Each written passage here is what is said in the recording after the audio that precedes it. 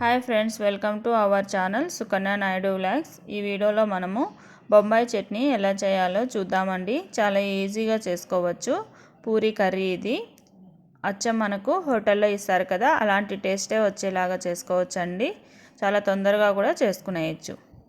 అంతకన్నా ముందు నా ఛానల్ని ఫస్ట్ టైం చూస్తున్న వారు ఉంటే నా ఛానల్ని సబ్స్క్రైబ్ చేసుకోండి. నా వీడియో నచ్చినట్లయితే లైక్ చేయండి, షేర్ చేయండి. ఇంకా మనము వీడియోలోకి వెళ్ళిపోదాం. ముందుగా మనము ఒక గిన్నె తీసుకుని అందులోకి 2 టేబుల్ స్పూన్ శనగపిండి వేసేసుకోవాలి.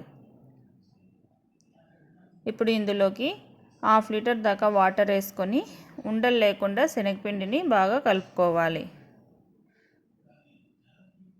బాగా పల్స్గా కలుపుకోవాలి. అలాగే ఉండలు లేకుండా జాగ్రత్తగా కలుపుకొని దీన్ని పక్కన పెట్టేసుకోవాలి.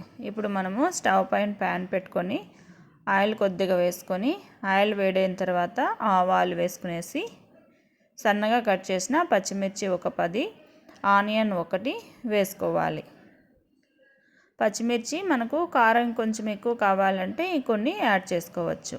అది కొద్దిగా వేగిన తర్వాత ఇందులోకి సన్నగా కట్ చేసిన క్యారెట్ ముక్కలు, అలాగే సన్నగా కట్ చేసిన బీన్స్, పొటాటో కూడా వేసుకొని వేయించుకోవాలి.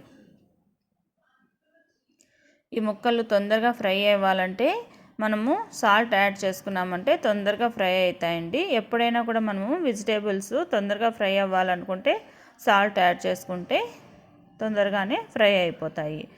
ఇప్పుడు ఇందులోకి పసుపు, సాల్ట్, టమాటా ముక్కలను వేసి ఫ్రై చేసుకోవాలి. ఇదంతా మనము స్టవ్ లో ఫ్లేమ్లోనే పెట్టుకొని ఫ్రై చేసుకోవాలి. అప్పుడే మనకు అడుగు మాడకుండా ఉంటుంది.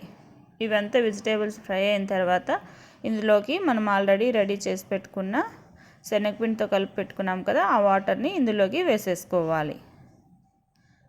ఇది వేసుకున్న తర్వాత స్టవ్ హై ఫ్లేమ్లో పెట్టుకొని ఎక్కువ మనము కలుపుకుంటూనే ఉండాలి, లేదంటే శనగపిండి ఉంటలు కట్టేస్తుంది. ఇలా కలుపుకుంటూ ఉంటేనే మనకు బొంబాయి చట్నీ అనేది నీట్గా వస్తుంది. చూడండి, మనకు బొంబాయి చట్నీ రెడీ అయిపోయింది.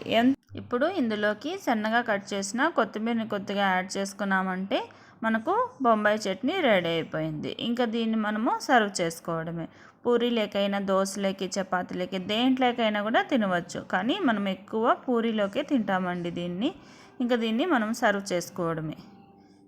మా వీడియో నచ్చినట్లయితే లైక్ చేయండి, షేర్ చేయండి, సబ్స్క్రైబ్ చేయండి. Thanks for your watching.